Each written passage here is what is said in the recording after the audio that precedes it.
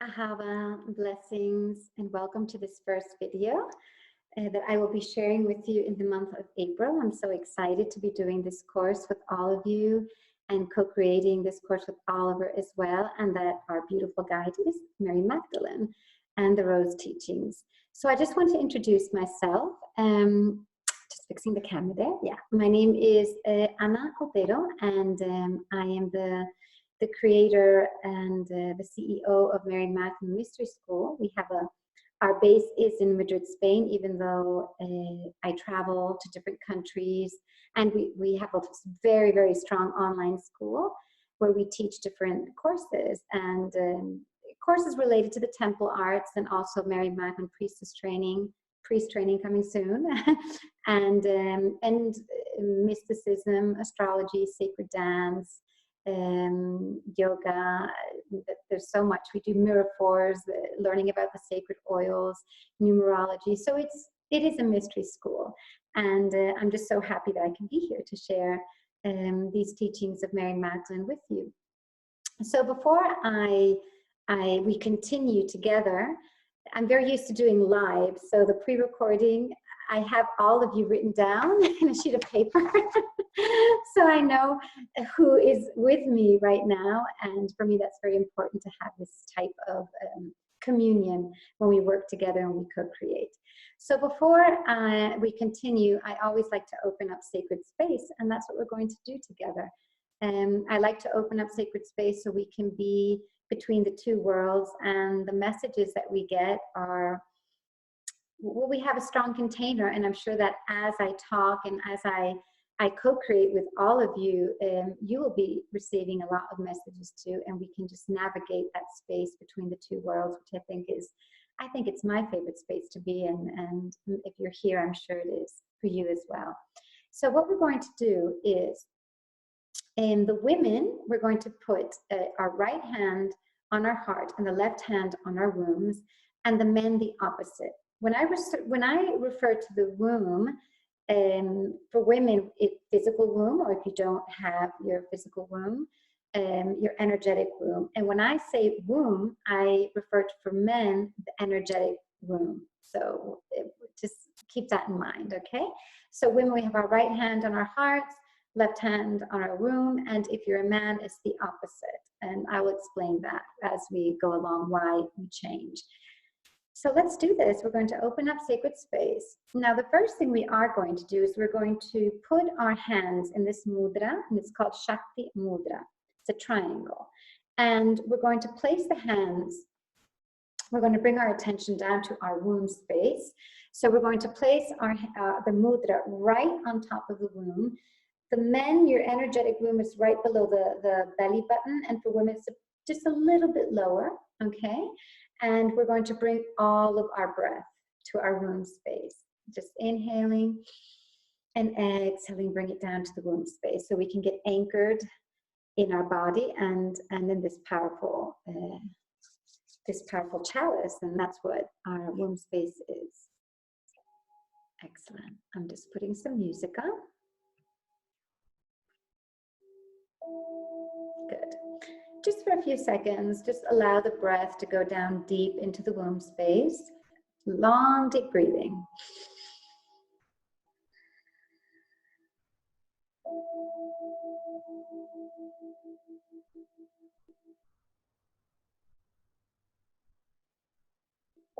One more breath, inhale. And exhale.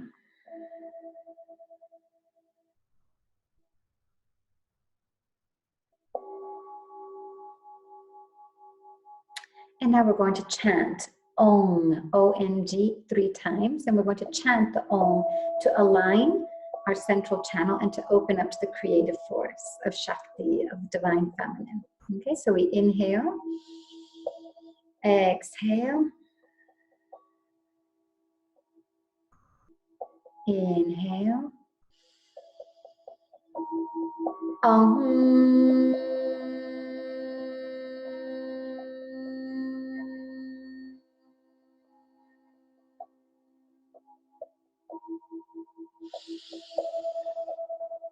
Om.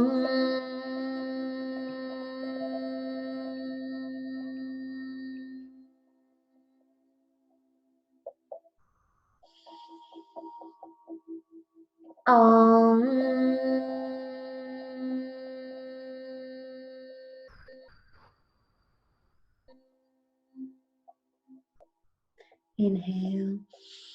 We're going to hold the breath and we're going to apply the root lock. And the root lock is just contracting the sex organs and the solar plexus. And we're going to visualize our serpent energy moving in spirals from our womb to the heart center, to the heart center, to the Ajna Chakra.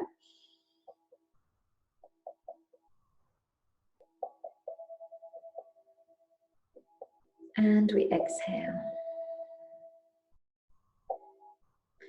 And we're going to bring our palms together in Anjali Mudra. Just bring them up to our Ajna Chakra. And we're going to take this moment to cultivate an intention.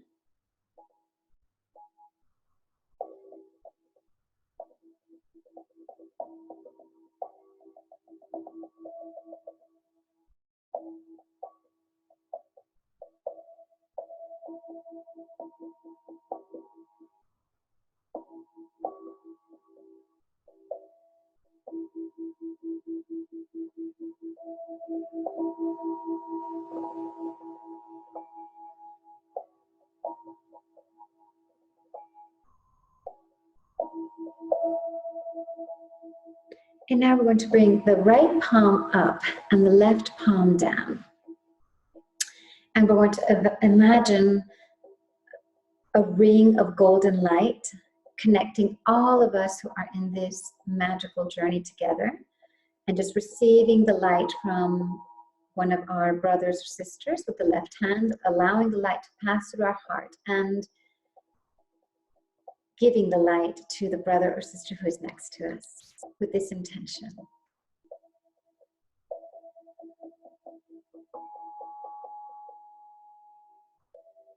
And in this sacred space, we're going to call upon the elements, we call upon Earth, and we ask Earth to teach us to be stable, to be grounded, to teach us how to accept ourselves, to take care of ourselves. We ask Earth to teach us how to unify the ancestral wisdom with the new wisdom that we are co-creating.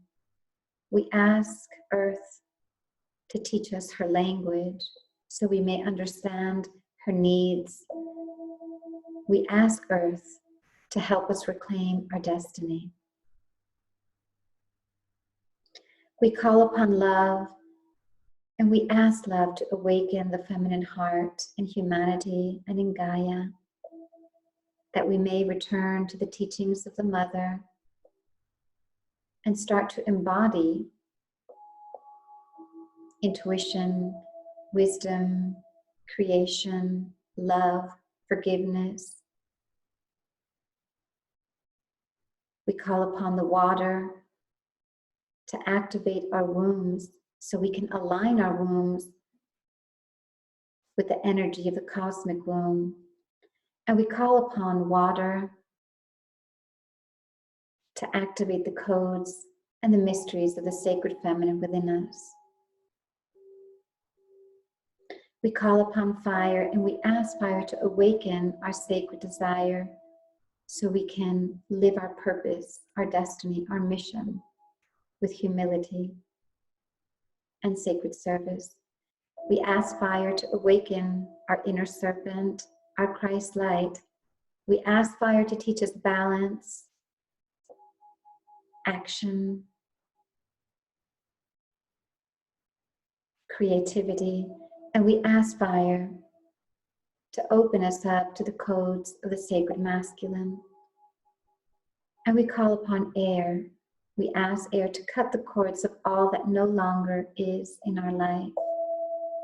We ask air to help us release the old and step into the new. We call upon air to purify our vibration through our sound and our words, so that we may manifest pure love and the presence of Shekhinah through our voice.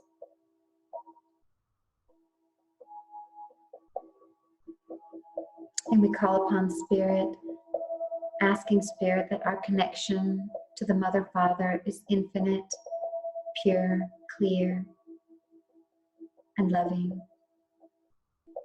And in this sacred space, we call upon Mary Magdalene as teacher, guide, vibration, goddess, priestess, woman, holy woman.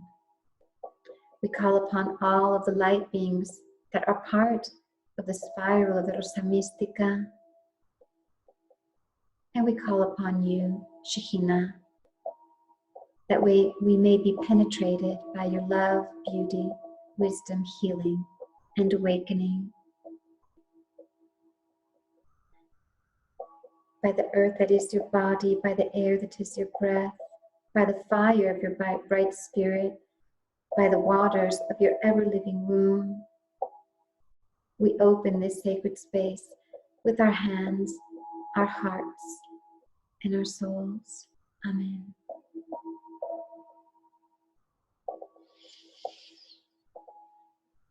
And we're just going to open our eyes now that we've opened up sacred space. And we're going to anoint ourselves with oil. If we have oil, we can anoint the heart chakra.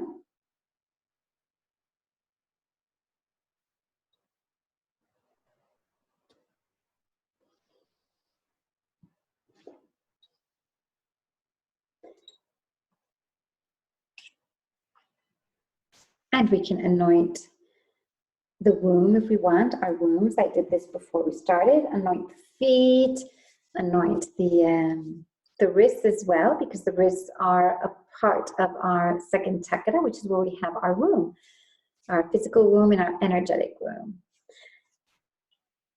And just remember to smell the oil, because the oil goes into the limbic part of your brain and starts to heal. It starts to heal and work with memories that we're not even aware of.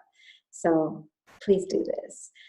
So we're going to chant. I always like to chant before I start. Well, we've already started, continue. And I've taken some of the chants that I do in Spanish.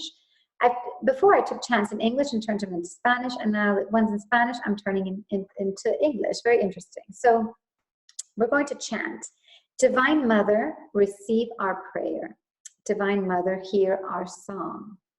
Queen of the heavens, infinite grace, lead us to your eternal light. May you shed your love upon us. Okay, so let's chant this together. Let's see if I can read the words without my glasses. Divine Mother, receive our prayer. Divine Mother, hear our song.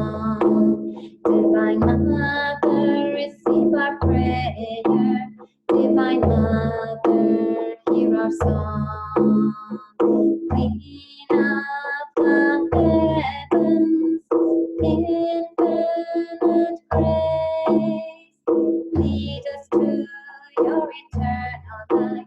May you shed your love upon us. Divine Mother, receive our prayer. Divine Mother, hear our song. Divine Mother, receive our prayer. Divine Mother, hear our song. Queen of the heavens, infinite grace, lead us to your eternal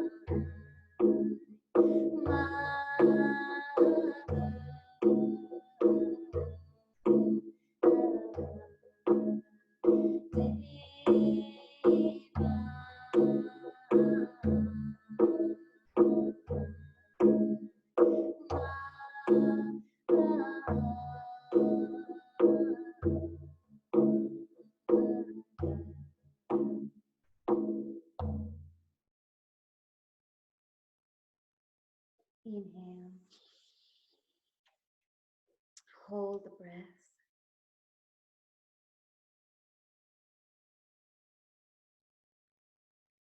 And exhale.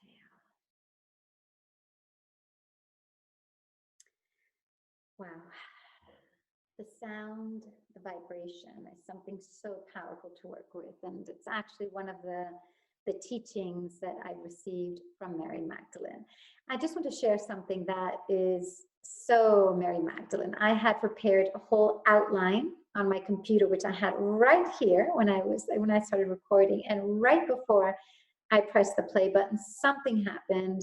Electricity went out, whatever.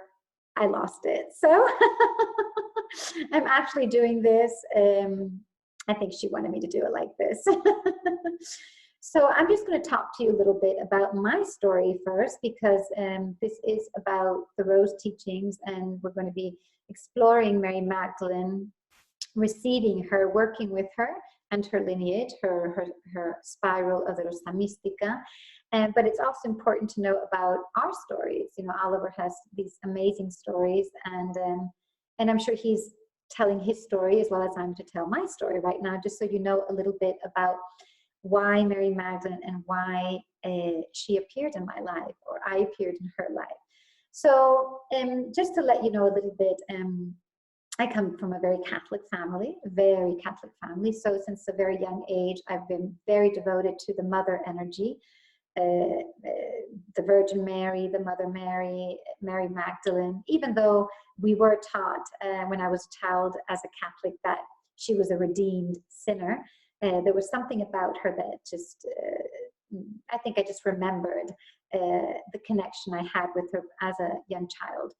So when I was about 9, I had my first vision, and the first vision I had was of Mother Mary, and she had told me something that was going to happen with my father. And when I told my mother, she disregarded it, of course, but then it happened. And so then at the age of 9, I started having these really, really strong visions of different messages, and I would tell my mother and they would happen. So she didn't really know what to do with all this information. So she called, like always, the local priest, and he decided that I had been possessed. And so they did the whole washing away of the possession, you know, with the jasmine flowers and the water in the bathtub and immersing my head in the water. I just thought it was quite fun. But the visions continued. I had a really, really, really strong vision at the age of 14, powerful. Again, it happened. And then that's when I just started to find ways to be able to channel these visions without feeling alone. And that's when my strong connection to dance and to art began. Even though I did start dancing at a very young age, art was just part of my life. The divine, being able to connect with art as a divine channel really, really helped me understand these visions and helped me to channel them, where I didn't really have to tell anyone what I was going through, and I could just express it through my art. So that said, I'm not going to tell you my whole life story, but in 2011, I did have a very dark night of the soul, where my husband passed away with a brain tumor, and he only lasted about 6 weeks from the day he was diagnosed until the end, and pretty much slipped away in my hands. And it was a big turning point for me. I spent the first 2 weeks of that loss in a very strange state, in sadness, but at the same time, I just felt that there was something waiting for me after that moment, and that I didn't really know what it was, and I kind of felt a fear towards it. So after just letting myself, you know, drown in my emotions and in my sadness, which is part of it, after 2 weeks, I decided to just leave the house that we shared. We were living in Dubai. I lived 9 years in the Middle East. And I ended up just moving in with one of my friends from Greece with my daughter. My daughter was very young. And it was just, I had 6 months of a lot of fun, very criticized by a lot of people. Um, I guess people just thought I should be crying every day and not living, but I knew there was something that was waiting for me. And after those 6 months, I decided to take a sabbatical. And that's when the first trip I took was to Oman. And my idea was to connect with the desert. I have a strong connection with the desert. I really love the desert, and to be in silence. And I had booked a place with my daughter for us to be in the desert and meditate and just be alone. And when we arrived in Oman, and I had like rented the car and we were driving, there was just this beautiful hotel with a big palm tree. And when I saw the palm tree, I said, oh, I need to stop there and have a tea or a coffee. And when I walked in, I felt a really, really, really strong presence. And it was a very Arabic hotel. It was beautiful. There was so much beauty, the colors, the turquoise, the pink. It was just amazing. And in the cafe, there was a man with a briefcase. He looked very Egyptian because I also lived in Egypt. And he was pulling out different oils. I guess he was just selling them. That's what he was doing. And I always had this big passion for oils, especially when you go and live in the Middle East. You really start to fall in love with oils. And so I just went up to him and I asked him if he was selling them. And he said, yes, I'm selling these oils. Would you like to try some? And of course, I tried the spikenard. And I had tried it before. The spikenard is an oil very related to Mary Magdalene. And when I smelled the oil, it was a spikenard that I had never really smelled before. It was really strong, but it almost had a connection with myrrh. The smell was amazing. So I purchased the oil from him and I put some on. And so we had our coffee, and my daughter and I, she was really little, and we went out to have a little walk in the garden of the hotel. And that was the first time she appeared to me, Mary Magdalene. I had felt her presence before. I had heard her, but I actually saw her. She was there right in front of me. And I could see her and smell her and feel her. And see, I'm already getting dizzy. And when I saw her, she told me, you need to stay here. You need to stay here for a while, and you know when you need to leave, when you will have to leave. So I ended up staying there, and for 2 weeks. The first 3 days were just amazing. I even felt guilty because here I was on sabbatical, living on savings, and I was just in this beautiful hotel having a great time. And on the fourth day, I stayed there. I woke up at 3:33 in the morning. I couldn't sleep. So I put some of the nard oil on. Oils always help me fall asleep. But I felt like it was time just to wake up and meditate and do my practice. And that's what I did.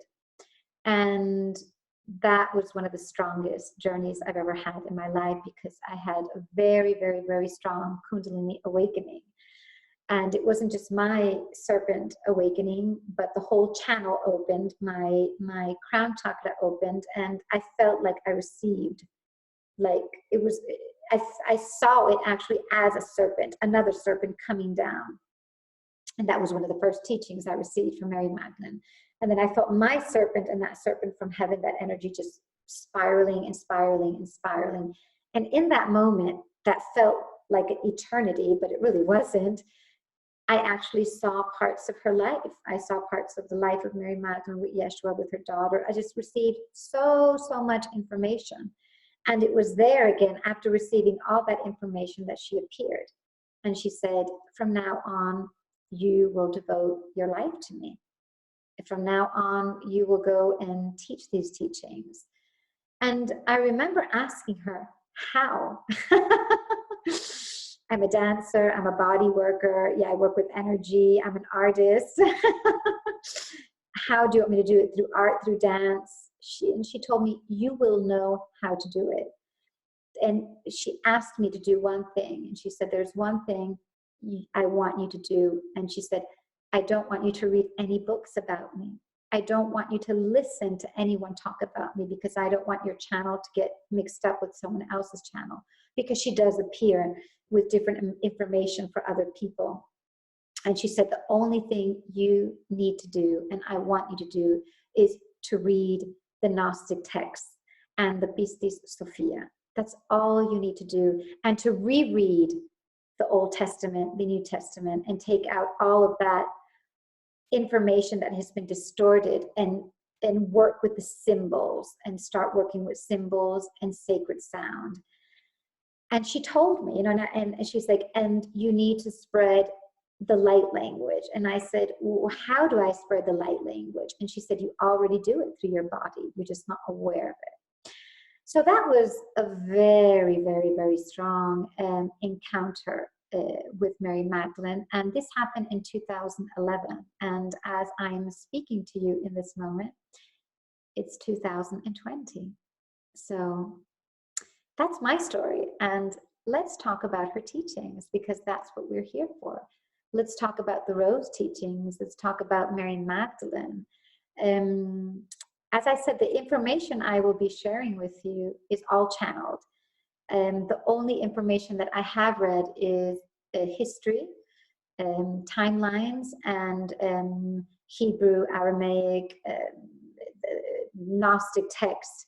But a lot of the information I'm sharing with you is purely channeled, and which makes me so happy to be able to co-create again. I said this in the beginning, with all of you. So let's begin with the Rose teachings. Now, first, you're probably wondering why I wear this on my head. I started practicing yoga at a very young age, at the age of 11, and I was initiated very young. At 16, I was already a teacher trained. And in our lineage of yoga, we cover our head. A lot of people wore turbans, and I didn't like turbans because I like to show my very long hair. So I started just wearing this on my head. And the reason why we wear it is because when we wear the scarf on our head, we're actually allowing all of the energy that we're moving, and when we open up the crown chakra, to be grounded and to stay in the body. That's what we're doing. We're actually blessing our body. We're blessing the crown chakra, so that right now, even the information that I am giving you, you're able to contain it and to sustain it. And that's the reason why we do it. And a lot of times, when you probably have felt this, that when you're meditating, or even when you're communing with your emotions, you feel like having a little blanket, and that's what it is. You're just going into the womb, and you're protecting yourself, and you're blessing your body.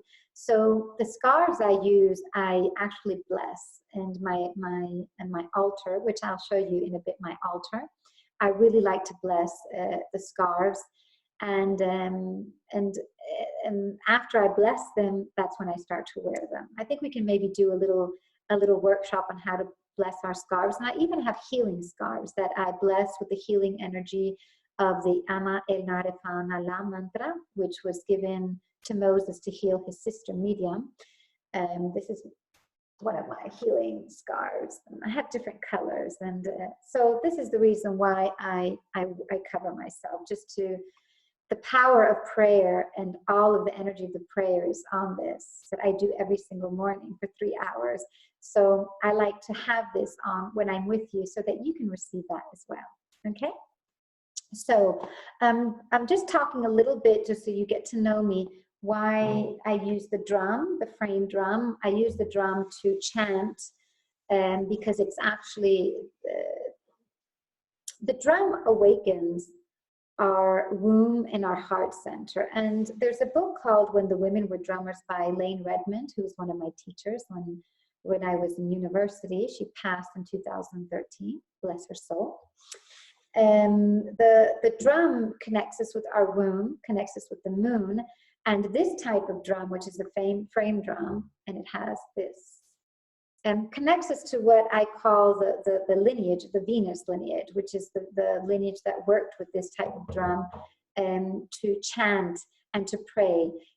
For example, Hathor, Isis, Inanna, Aphrodite, all of these lineages Aphrodite had her Melissas, and the Melissas were the priestesses, and they used this frame drum to chant and to awaken the womb space and awaken the channel.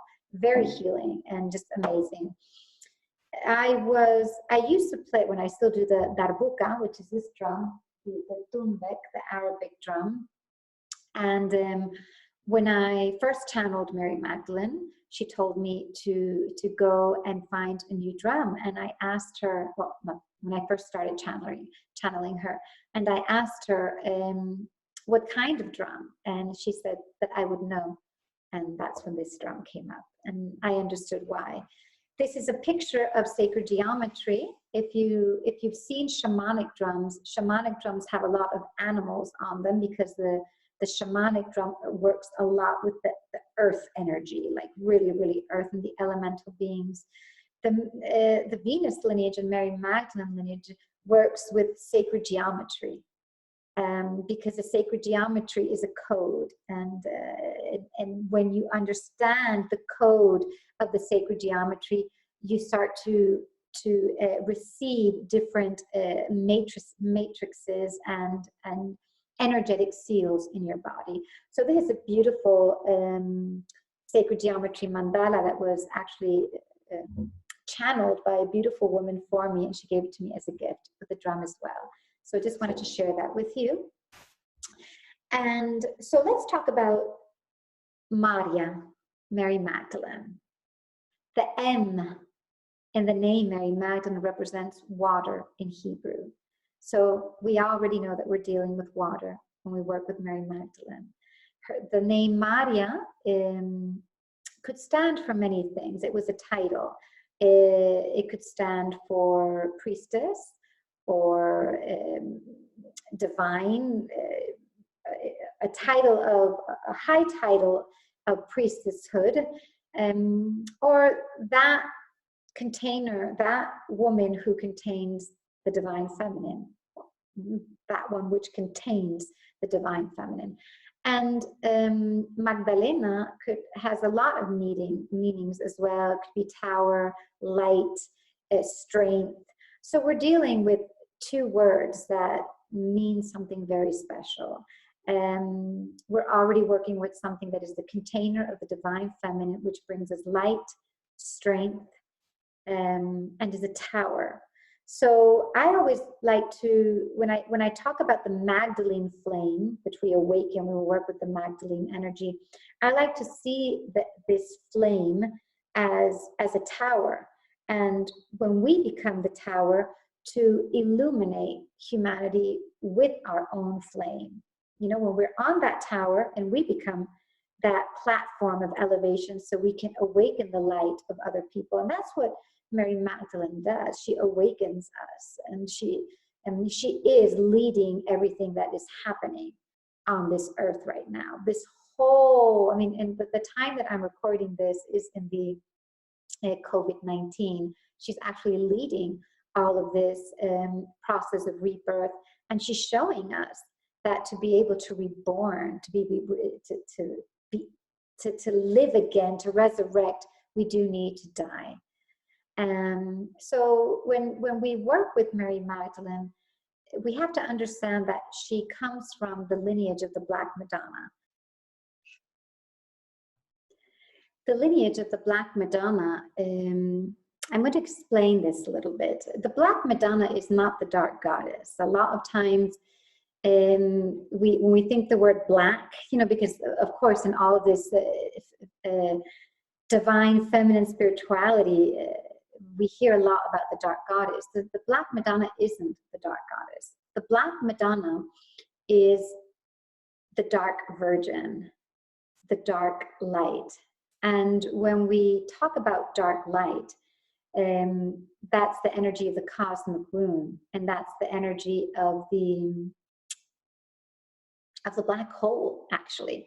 So the dark Madonna, the Black Madonna, is we can actually see her. There are a lot of statues of Black Madonnas in Italy, in Spain, and even though they are associated with Catholicism, these statues are actually going back to the time where this energy was so honored.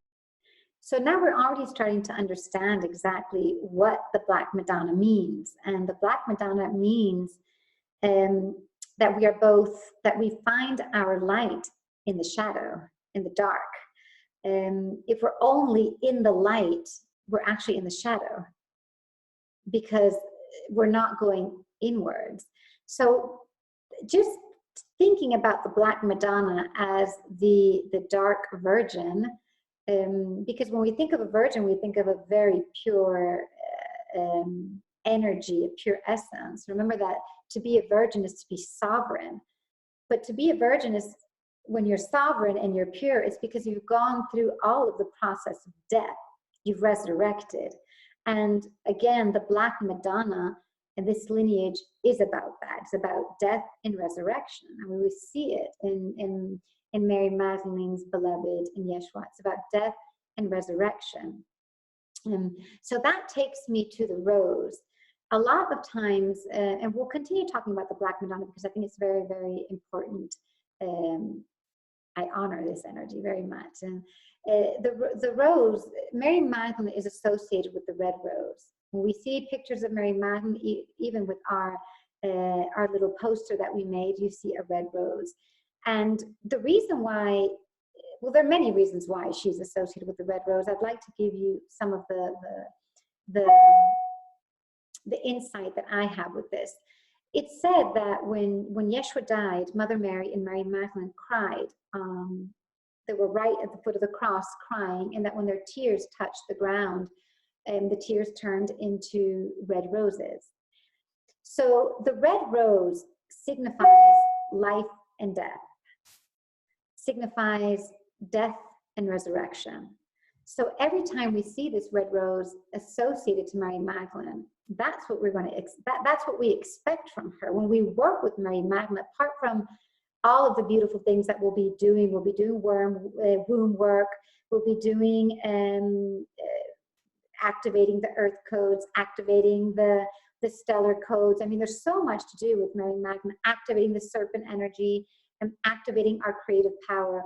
But when you think about the rose, death and life, that's one of her teachings. And even if we were to go back to the teachings of Yeshua, his teachings are 99.9% Black Madonna teachings. They're all based on divine feminine teachings. And even when we read the sacred scriptures, again, like the Bible, he always mentions going back to the temple. And the temple is your body, going within, dying within so we can be resurrected. So the rose also has the connotation of sexuality, of blood, not just the feminine moon blood, but the blood in our body. And what information does the blood of our body have? Information about our lineage, DNA, it just has so much information. So we know that when we work with Mary Magdalene, we're here to purify our line, we're here to activate our DNA, we're here to become human by becoming divine first, by understanding that we're divine. I mean, all of this information comes through the rose as a symbol. It's just one of her strong symbols. And also the rose is a symbol for Venus. Venus is I'm going to show you right now this beautiful drum I have with the flower of Venus. Look how amazing this drum is. Okay, so this has the flower of Venus. I love this drum, and it is made of animal skin, so sometimes depending on the temperature, the sound changes. So I do tend to use the other ones, and I'm a vegan, so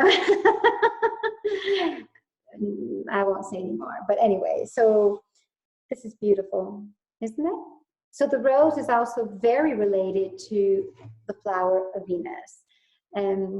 And also the rose teaches us that to be beautiful, you know, just as the rose, and to open up, sometimes we need to bleed because it has the thorns.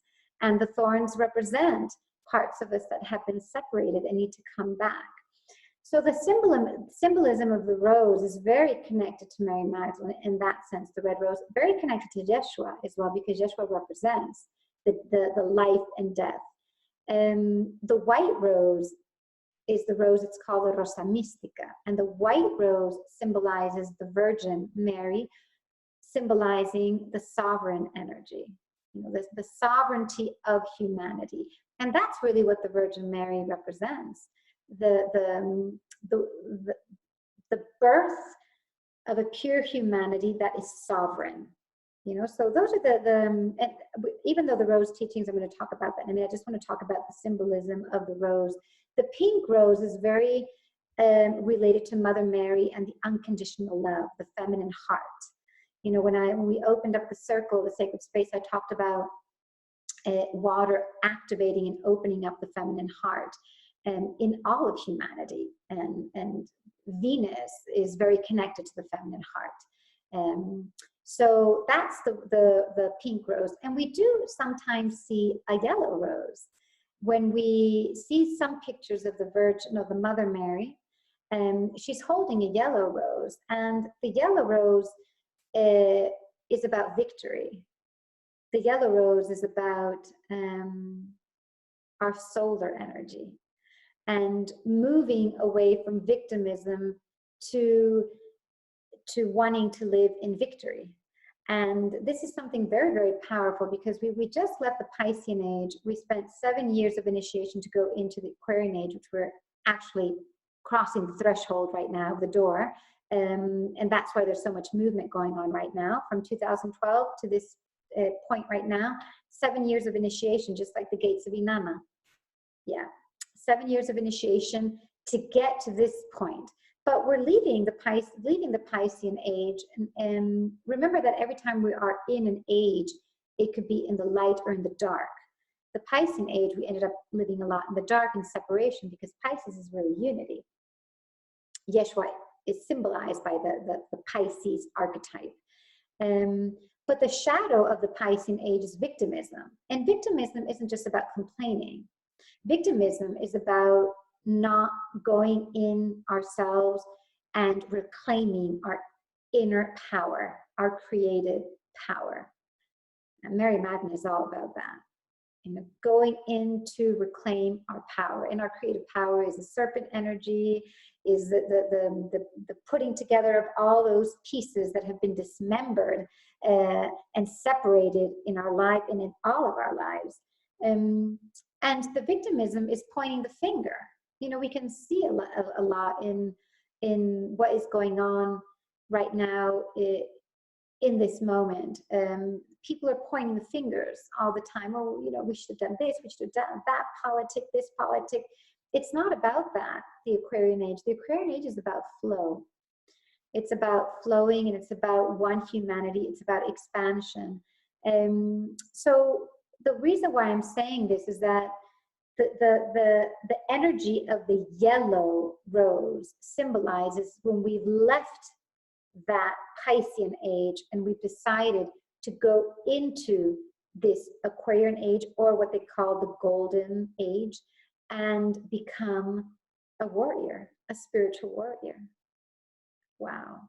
And the idea of a spiritual warrior has to do with being connected to our soul and awakening all of these codes of divine love and strength, and actually reclaiming our destiny and saying, okay, I'm here, I'm in a body, and I signed a contract before I came here, so I'm going to live my destiny. And at the end of the day, I don't use the word mission or purpose so much, because I think that we come here to live our destiny and to move away from fate. And when we live our destiny, we're actually being who we are, and we're allowing the soul to speak through our body. And that's one of the teachings, strong teachings of Mary Magdalene. So I say a lot. If you get dizzy, take a break. The rose teachings. The rose teachings are many teachings. The rose teachings are the teachings of Mary Magdalene, are the transmissions of Mary Magdalene, and are the activations of Mary Magdalene. And I know it within my body, within my heart, that she brings different teachings to different people so that we can share these teachings. And that's why I think it's so beautiful that Oliver and I are co-creating this together. And part of her channel is to be in different channels so that we can bring different rose teachings. I'm going to talk about symbolism apart from the rose of Mary Magdalene. And today I'm going to talk about the teachings of the spiral of the Rosa Mystica as one of the strong rose teachings that I received from her. First, I would like to read you something from the Gospel of Philip. Now, this is, I love the Gospel of Philip, and this is something really, really beautiful that I want to share. It says, "This is what happens in the bridal chamber when man and woman become wed. When an immature woman sees a man sitting alone, she goes to him, flirts with him, and distracts him. Likewise, when immature men see a pretty woman sitting alone, they hunger for her, seduce her, and she lets herself be taken. But if they see a man and a woman seated together, the women do not chase after the man, and the men do not chase after the women. When the image of God in us is joined to the angel, no one dares to molest a man or a woman." The reason why I read this is because this is one of the rose teachings of Mary Magdalene. This is one of her teachings. And this is a very powerful teaching. It has nothing to do with sexuality or wanting to go after men or wanting to go after women. It has to do with our androgyny. When part of us, when the other half of our polarity isn't there, we do crazy things. And we chase after something. We want something. We want to seduce something because we don't feel whole. But when the polarity is within us and recognized, we are one. We become the oneness. We become that androgyny, the mother-father within us. And that's a very, very strong teaching. And I will be exploring this with you when we do our womb work. Our polarity is what teaches us. Our polarity is how we heal. Everything that, when something is going on inside of us, when we look at our polarity, the polarity is what heals us. I can give you an example. For example, I do this a lot with the zodiac signs. Cancer as a zodiac sign doesn't know how to put limits in her life. So Cancer, when she looks to the opposite sign, the polarity, which is Capricorn just is the master of limits, and she learns how to put limits. So they need each other. And that's how polarity works. Feminine, masculine within us, and everything works in polarity. We live in a universe of polarity, a planet of polarity. And so that teaching is very, very strong. And for me, it was one of the most powerful teachings that I received from Mary Magdalene. And I know there's a lot going on with healing the masculine, healing the feminine, to the point that we're actually even getting tired of hearing the same thing. But when we really go into it, it's healing that within us, and then we can just start to manifest that with our partners and with people and with the opposite sex and our polarity. For me, I know that in my experience, that when I started to heal my feminine energy and awaken my sacred feminine, my masculine energy started to become very, very strong. Because we all come from the womb. We all come from the feminine energy. So I decided that, because I had been trying hard to always work with my, to heal my masculine and heal my relationships. And I said, no, I think I need to go and connect with my feminine energy.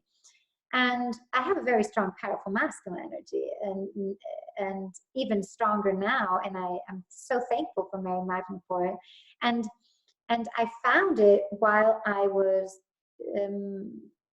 going into the feminine again, and beyond my womb work, beyond healing everything that had to do with my lack of connection with the feminine energy, it was more, it was actually going within and connecting with the soul, and doing the soul work, becoming the rose of life and resurrection that helped me awaken that powerful energy within me. So I really think that once we start to connect within, which is the feminine, what we do not see, what is veiled, when we start to go within, our polarity starts to heal. Whatever polarity we need to heal will start to heal. And that's a very, very, very strong teaching, rose teaching from Mary Magdalene.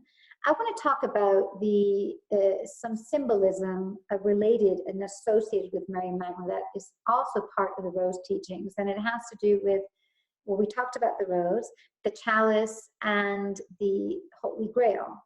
So we have to understand that when the fathers of the church decided to cast away Mary Magdalene, because Mary Magdalene means power. Even if you just say her name, she means power. And you can feel it, Mary Magdalene. Like when you, I want you to say it with me, Mary Magdalene. Wow. Mary, you see an opening in the heart chakra and in the second chakra, your womb. In Magdalene, I can just feel the third chakra activating with the throat chakra. I mean, and these 2 points are sacred masculine, the third chakra and the fifth chakra, very, very strong, powerful energy. So people weren't allowed to say her name anymore. The fathers of the church knew the power she had. The fathers of the church knew about vibration. Vibration is the power of sound and the power of the Shekhinah, which we will talk about right now. So they started using different words like chalice and grail, the Holy Grail. The Holy Grail is believed to contain the blood of Joseph of Arimathea or of Mary Magdalene. There's so many different legends, but as a symbol, the Holy Grail symbolizes the Mary Magdalene energy, the Mary Magdalene vibration, which is the embodiment of the divine feminine embodiment. And why were so many people looking for the Holy Grail? Because we all want to embody the divine feminine.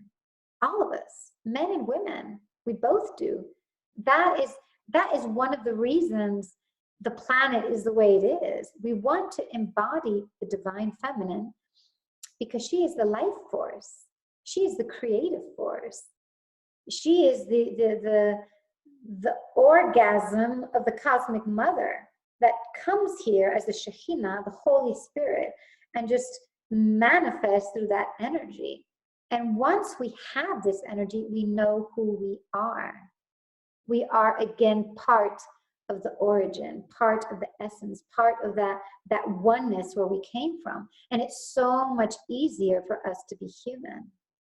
You know, we spend most of our life in limbo, in the limbo energy. We're neither there or there. We're not. I mean, we think to be in the earth is to be grounded.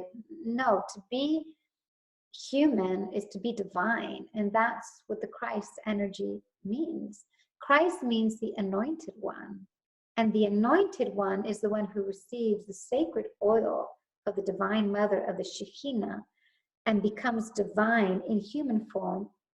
So we are human and we are grounded and we are connected to Gaia, the planet we chose to come here to have an experience. So the Holy Grail is the symbolism of the search for the divine feminine, you know, and it's true. We as women, and I say we as women, even though I know that there are men here, I'm saying we because I'm a woman. We come here, we have come here not understanding what our work is. And we have a powerful job right now to actually go within and do so much cleansing and healing and liberating all of the reptilian patriarchal energies that have affected men and women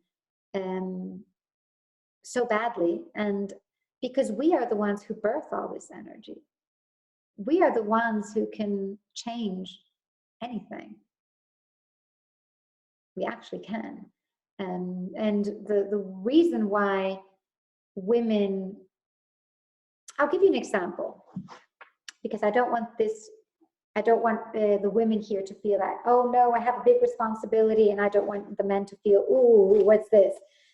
We have Eve, okay, in the Garden of Eden. And there are two trees, the tree of life or wisdom and the tree of knowledge, right?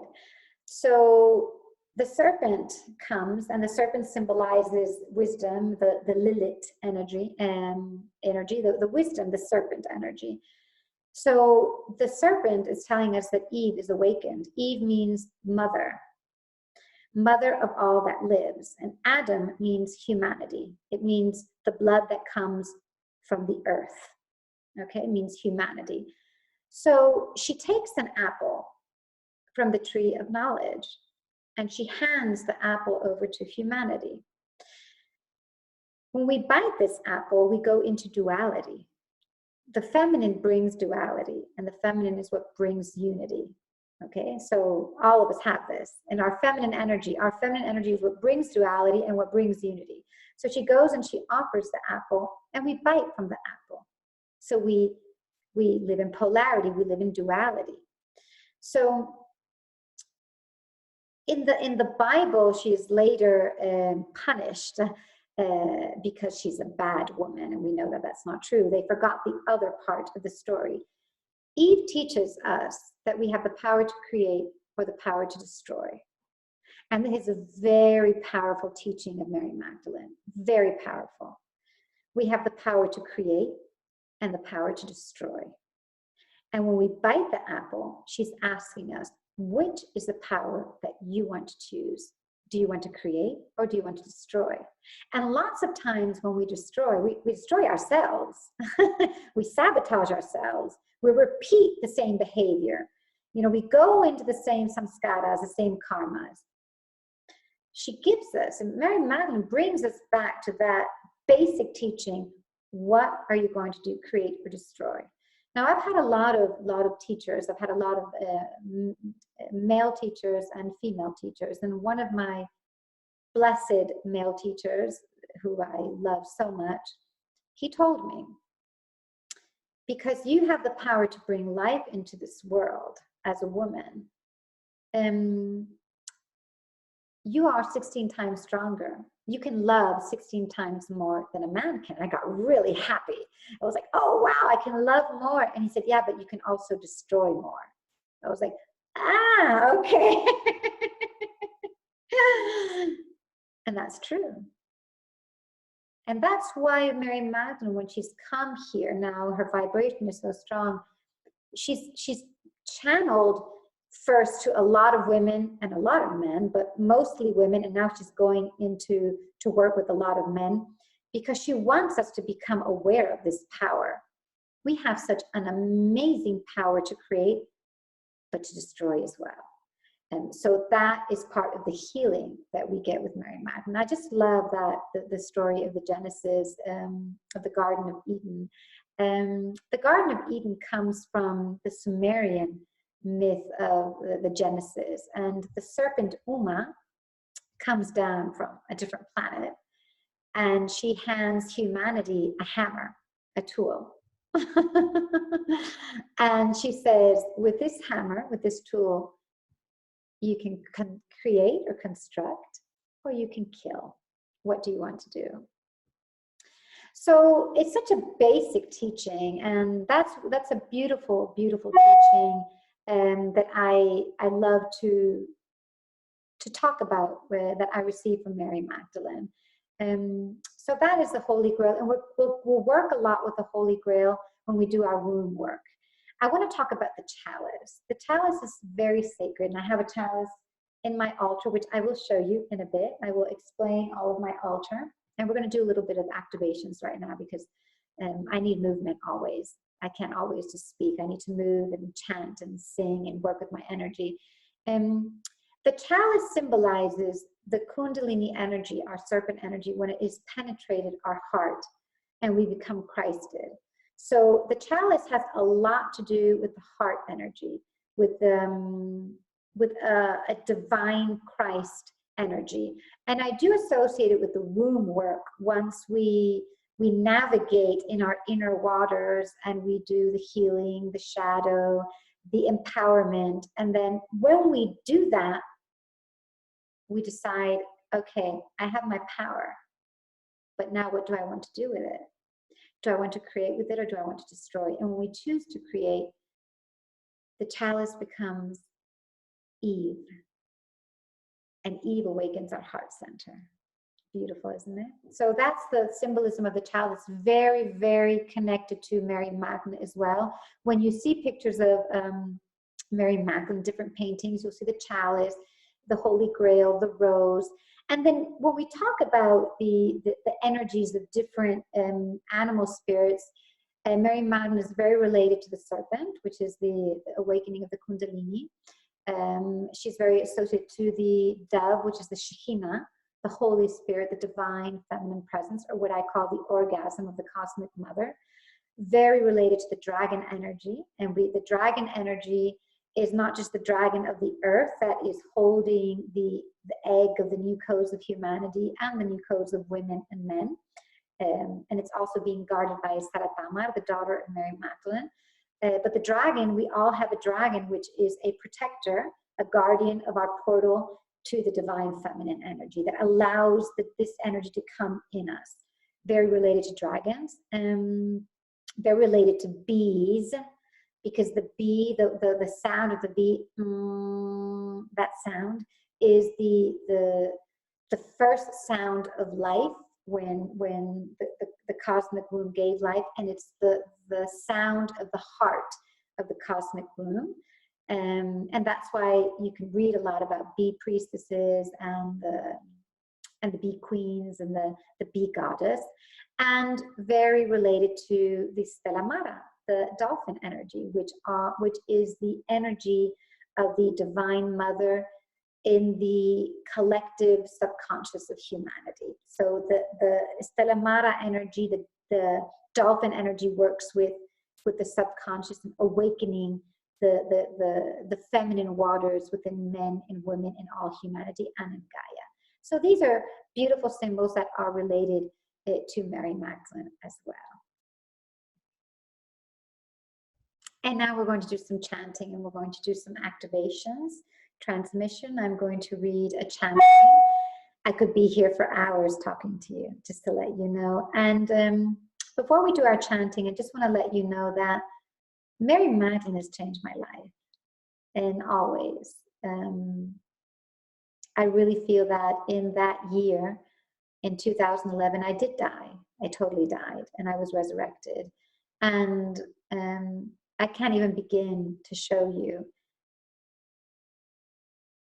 all of the magic she is, because she's so much. I just hope that what Oliver and I are doing here guides you into this amazing journey, path, and awakening. So we're going to chant the Kadosh. You have the video of the song. Kadosh is a mantra of protection, expansion, and sacred union. When we talk about sacred union, there are 3 types of sacred union that Mary Magdalene teaches us. They call the inner embrace, the divine embrace, and the embrace of the other. And the inner embrace is the holy matrimony that within, because matrimony comes from mater, being in sacred union with the mother, marriage with the mother, and with our polarity. Then we have the other, the embrace of the other, which is the sacred union with our polarity, male, female. Doesn't matter, it could be the same gender. It just, we all carry a polarity. And the divine embrace, which is the sacred union with the divine, with the mother, father. So we're going to chant Kadosh, Kadosh, Kadosh, Adonai Sabaoth. And then we're going to chant Shekhinah, Adonai, Yod-He, Vav-He, and Maria Yeshua. Yod-He and Vav-He. Yod is the masculine, He is the feminine, Vav is the new, what comes out of the masculine, the feminine, very similar to what we read from the Gnostic Gospel of Philip, Yod-He, Vav-He, and then we go back to the feminine principle. Once the new is born, we're very connected to our origin. And then we sing Maria and Yeshua.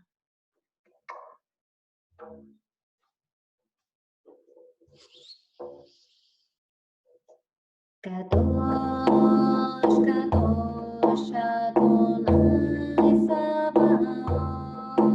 Kadosh, Kadosh, Adonai Sabaoth. Kadosh, Kadosh, Adonai Sabaoth. Kadosh, Kadosh, Adonai Sabaoth. Kadosh, Adonai Sabaoth. Kadosh, Kadosh, Adonai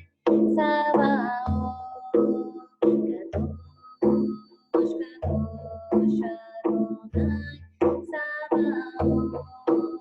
Kadosh, Kadosh, Adonai Sabaoth. Kadosh, Kadosh, Adonai Sabaoth. Shekhinah, Shekhinah, Shekhinah, Shekhinah, Adonai, Adonai, Adonai,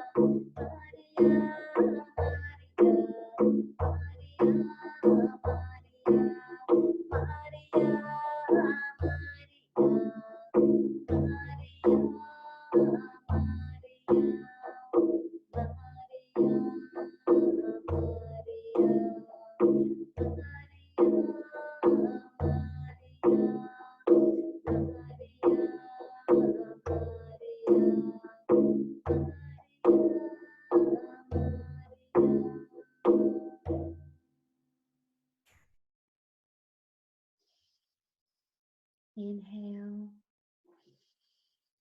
suspend the breath.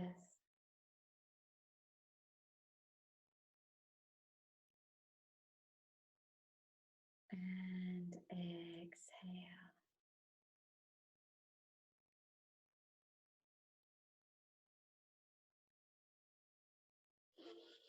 Wonderful. So we're going to do an activation, and then after the activation, I'll talk to you about a few other things. I'm very dizzy right now.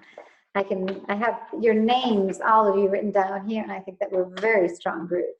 Okay.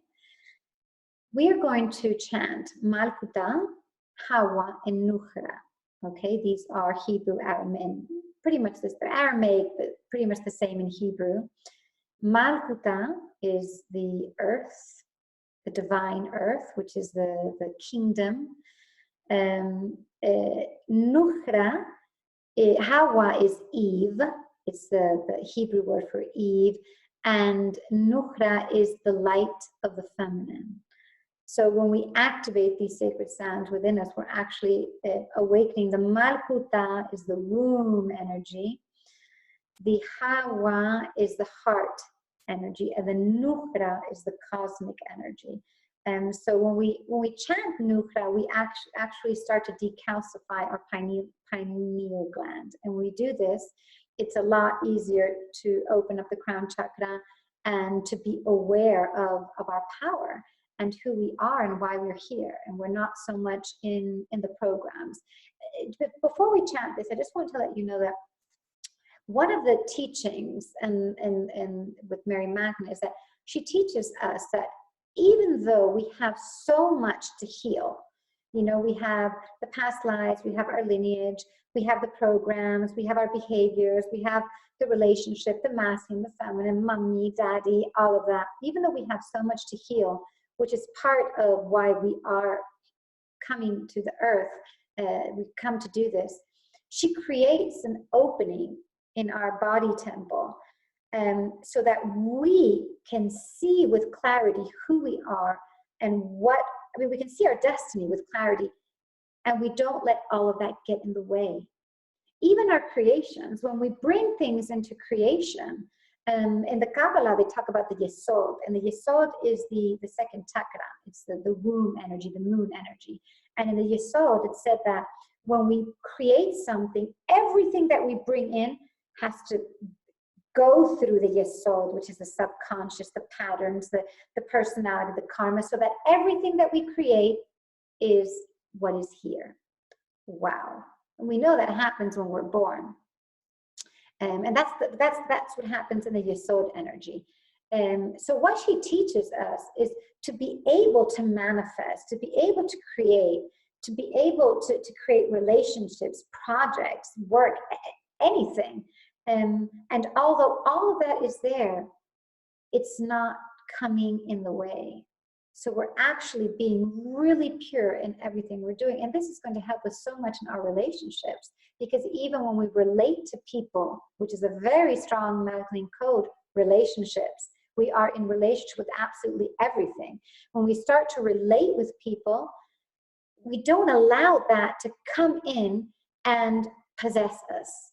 We know it's there, but we really are bringing into the world our truth, our authentic voice, and we're no longer trapped in the fate.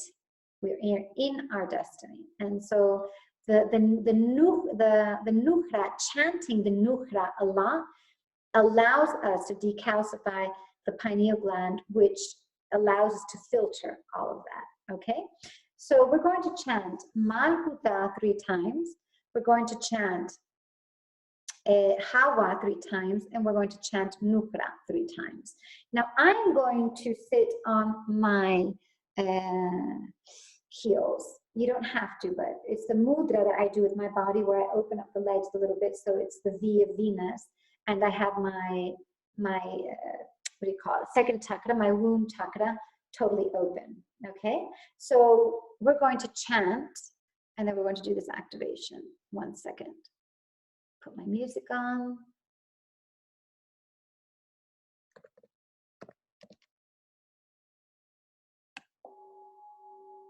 Oh, I want something else. 1 second.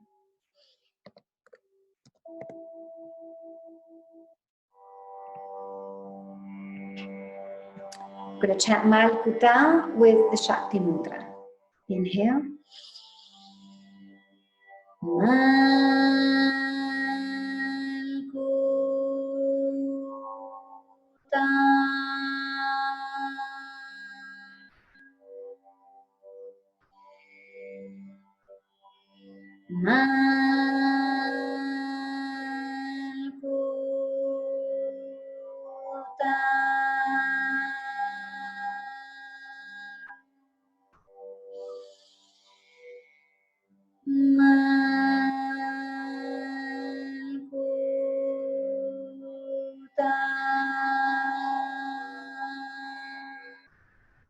And we bring it up, triangle up.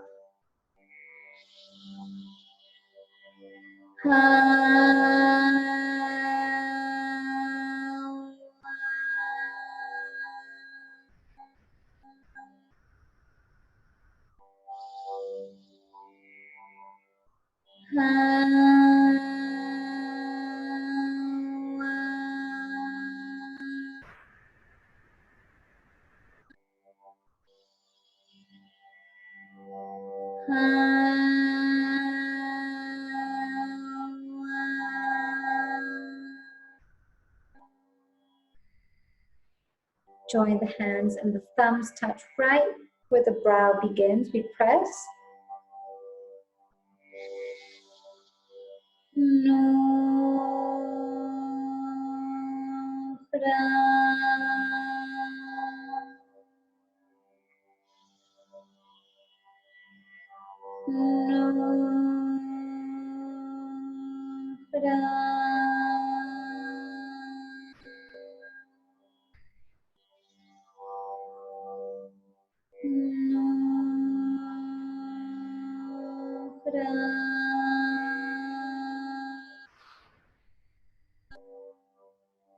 And now relax the hands. And I want you to sit comfortably. And I want you to put your palms facing up.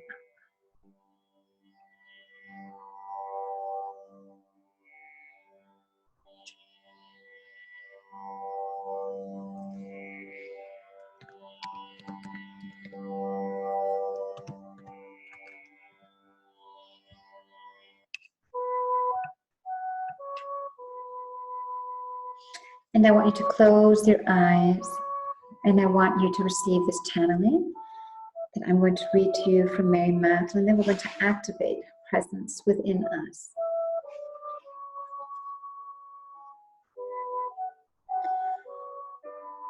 The codes that I am activating in you are the cosmic codes of your soul, so that you may experience an expansive reality of your truth and of who you are.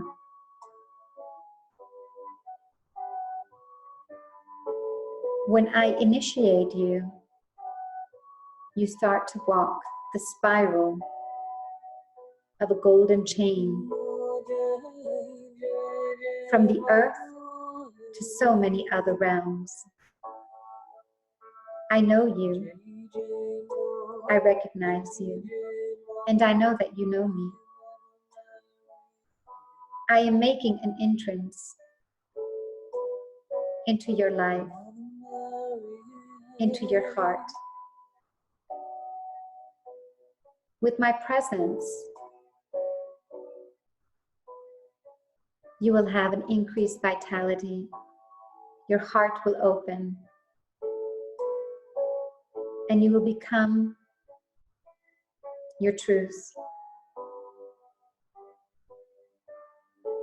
You no longer will walk with fear, with doubt.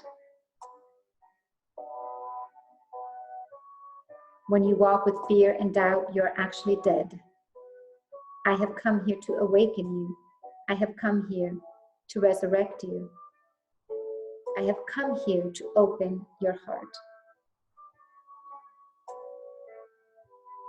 If you have chosen to be here, it's because you are ready to be of service to the Magdalene flame. This is your moment. The golden ring of light is surrounding all of your body and awakening parts that were asleep. You are becoming who you are. You are becoming you. Remember that this first encounter with me will activate a change in your life. You no longer need to look for external permission to be you. You no longer have to feel ashamed of the past, because I am the divine inspiration vibrating inside of you now. Please allow these changes.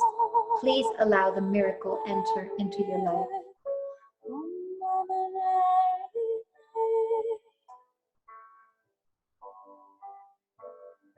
The path that you are walking now, as you engage with my presence, has been planned, has been written. The cosmic ray of the Cosmic Virgin is activating your heart and penetrating your heart. You are becoming heaven on earth. Feel the clarity of your energy. Feel the purity of your energy. Feel the breath awakening as you inhale and exhale, acknowledging the presence of the Shekhinah as you breathe. Yes, you are now becoming a Christed human. You are now divine. You are now woman, man, human. Amen.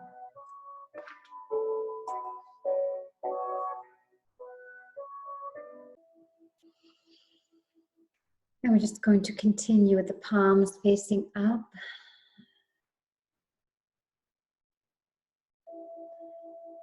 And we're going to feel our central channel, our spinal cord, from the root chakra to the crown chakra.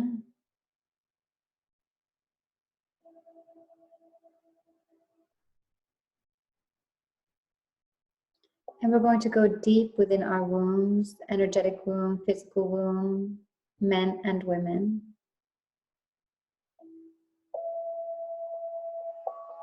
Visualizing a red rose within our wombs and feeling the vibration of blood, of life, of energy, of vitality in our womb space.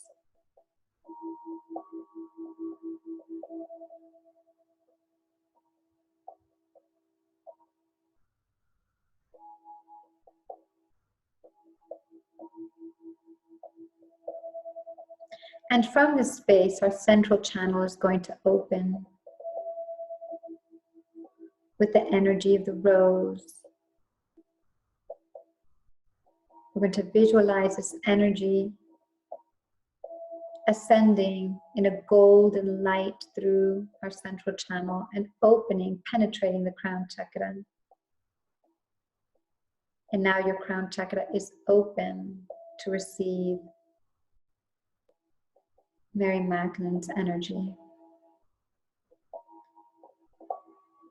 Just let her pour her grace into your body temple.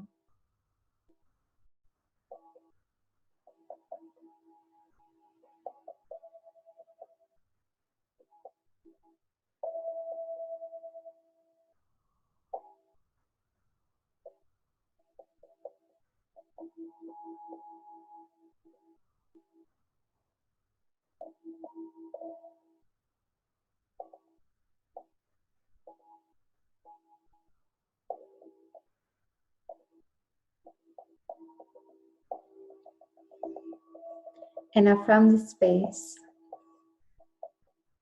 you are now open to receive her, open to see her, open to feel her messages. I want you to travel into your heart center and imagine, visualize a golden bridge. You're going to cross this bridge, and on the other side you are walking in nature, barefoot, dressed in red. With every step you take, you feel the warmth and the dampness of the earth.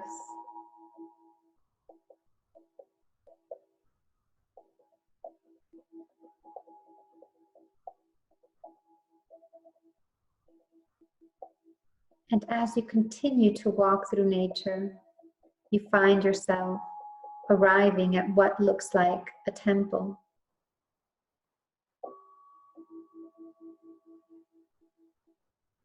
Before you walk into the temple, there's a little well, and you decide that you want to wash your hands, your feet, your face.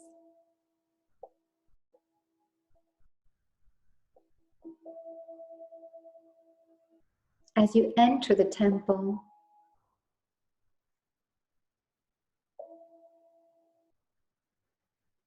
you realize how humble the space is. Candles, roses, and a strong presence.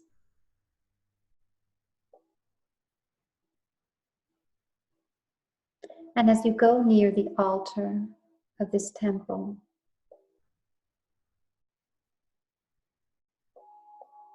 you find yourself face to face with Mary Magdalene.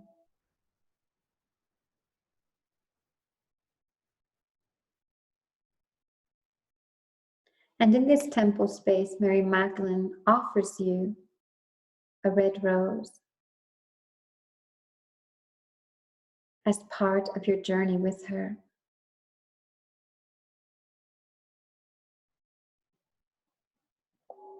Reminding you about life and resurrection, of the light in your shadow, your power, your life force, your sexuality, your body.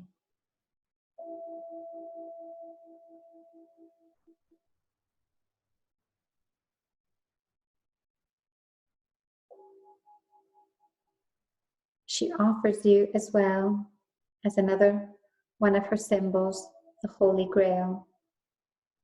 And she asks you to embody the divine feminine presence as part of your journey.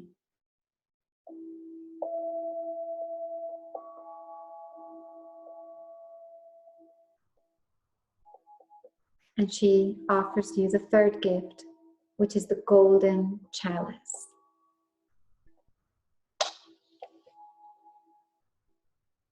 Where she asks you to awaken to the power of love and creativity on this journey.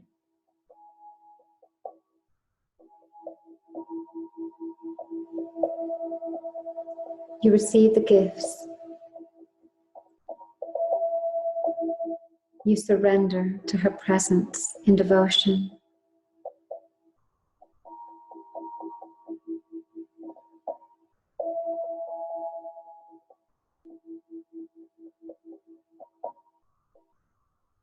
And as you leave the temple, you look straight into her eyes to remember this moment. And you walk towards the gate of the temple, out of the temple, feeling the damp earth again.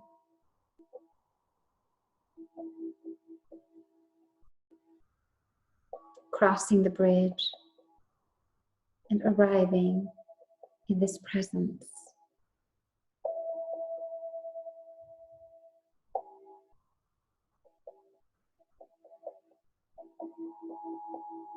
Knowing that your mission in this journey is to awaken the divine feminine presence within you, to embody it, to become the solar queen and king, the Christed one, and to die and to resurrect.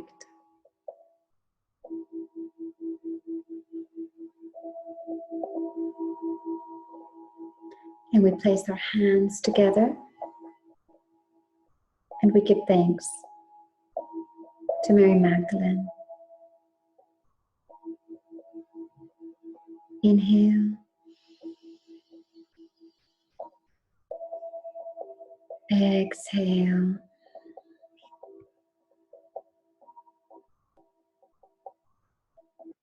And slowly come and open your eyes.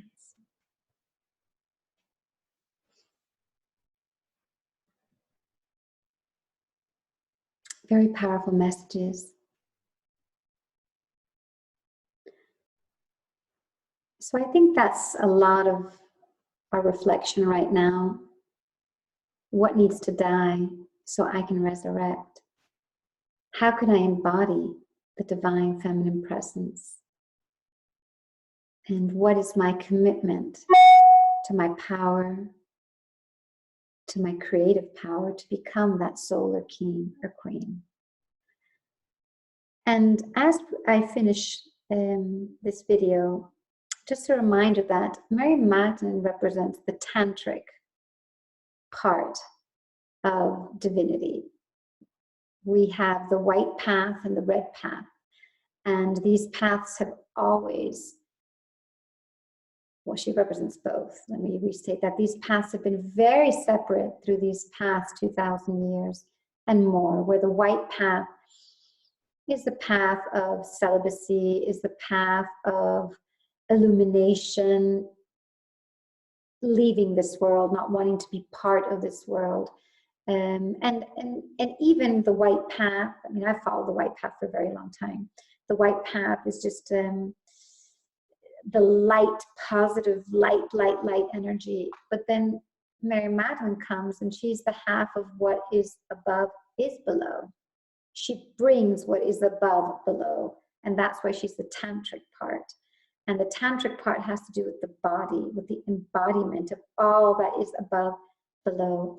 And that's why she's represented by the color red. White as well, because white is the white path. So Mary Magdalene, even though she represents the tantric red, she really unites both paths. And I think that was, because Yeshua was definitely the white path.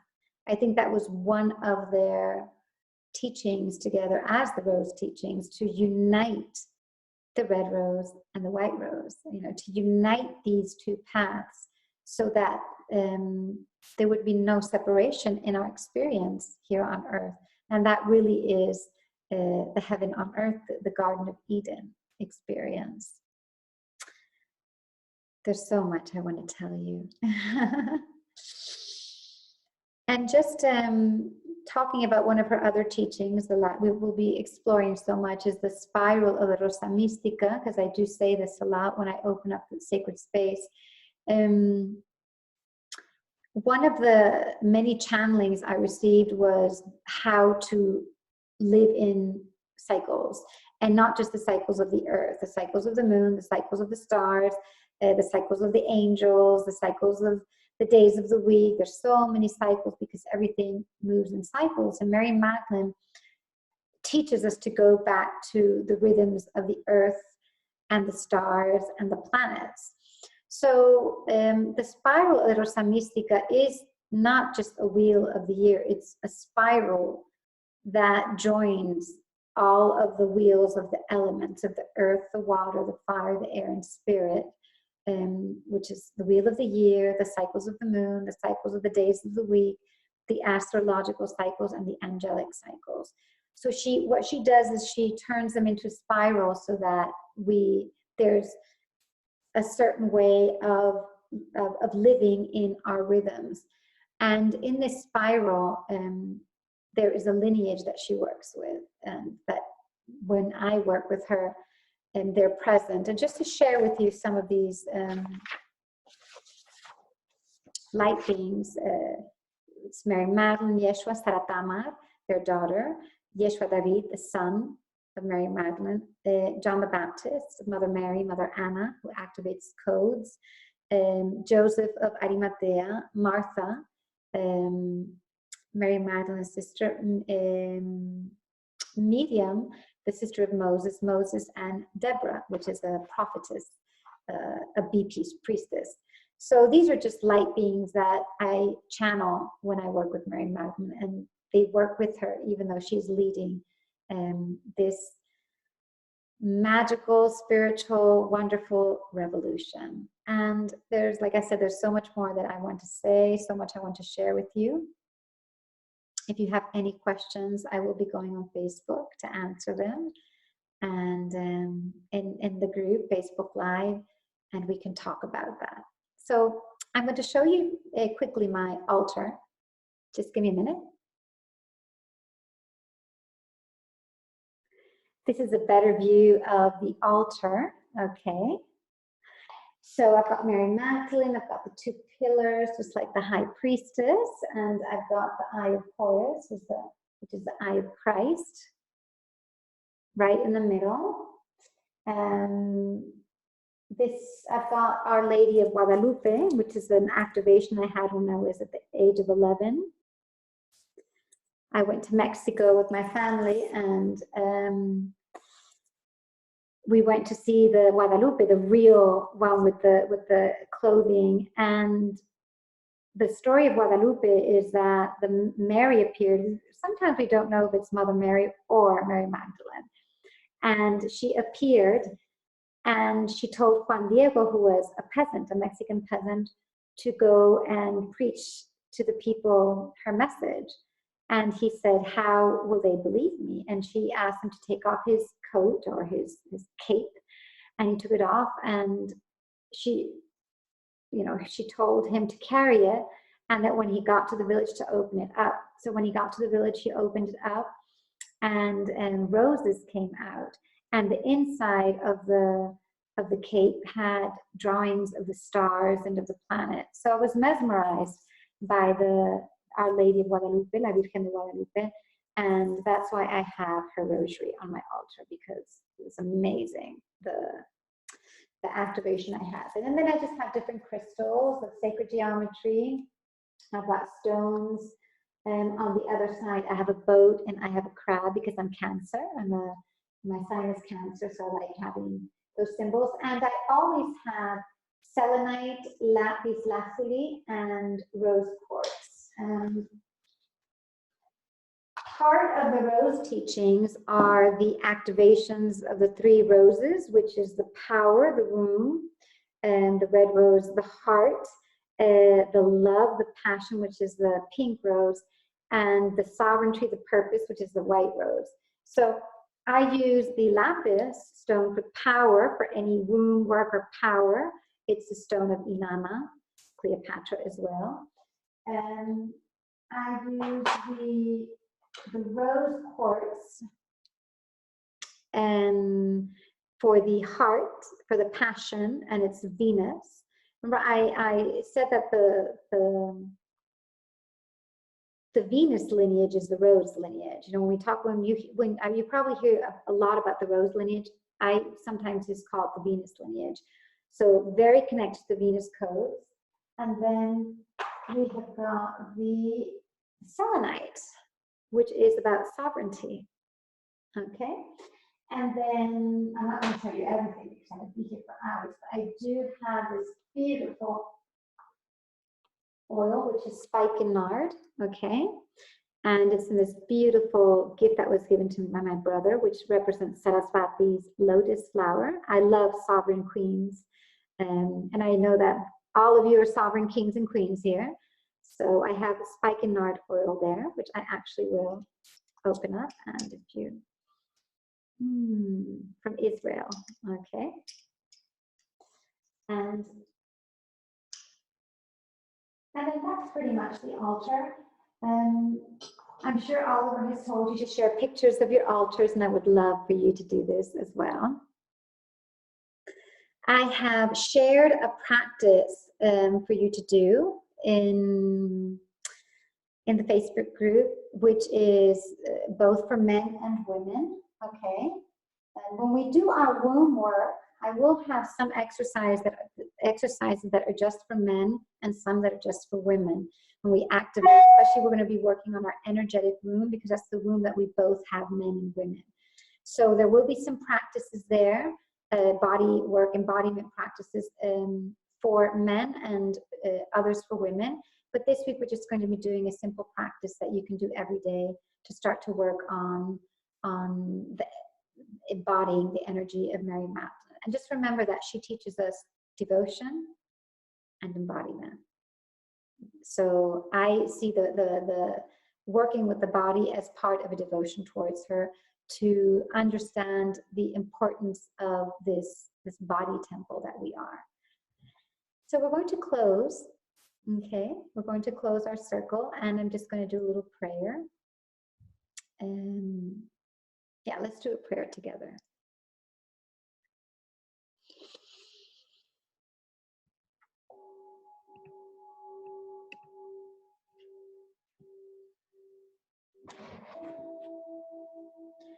Dear Mary Magdalene, We give you thanks for your presence in this circle, in this sacred space. We give you thanks for appearing in our lives the moment you appeared, for allowing us to remember our truth, for allowing us to go deep within to discover our secrets, our mystery, our power, our shadow, our fears, for allowing us to find all of these parts that have been lost throughout lives and in this life, and bringing them together to become whole again. We thank you for allowing us to understand the sacred union of all polarities. And we honor you and your presence.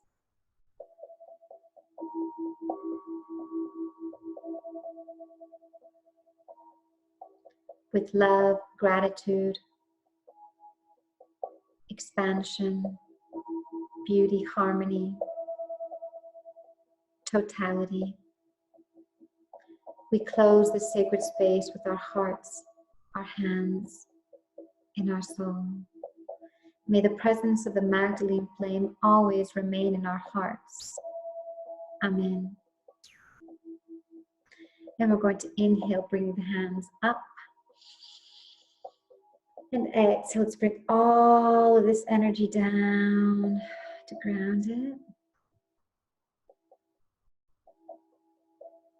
Giving thanks to the Mother, Father, to ourselves, and to all of the teachers on our path.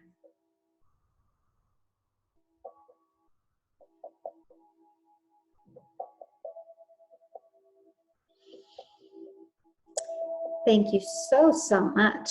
I can't even remember what I said and what I talked about. Like I said, I had a whole little, I'd written out in order what I wanted to talk about, and I had to do it like this because I guess you wanted me to. I'm just going to take a card out, pull cards out for us, and see the message that Mary Magdalene has for us. I'm really excited that we have men in this group as well. Excited to be working, co-creating with a man as well. So.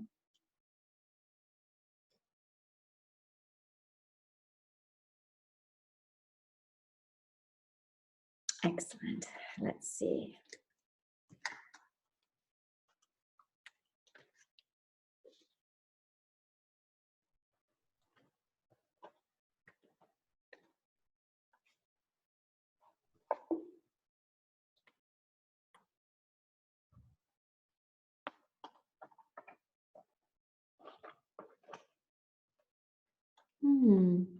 Beautiful, beautiful cards are coming out.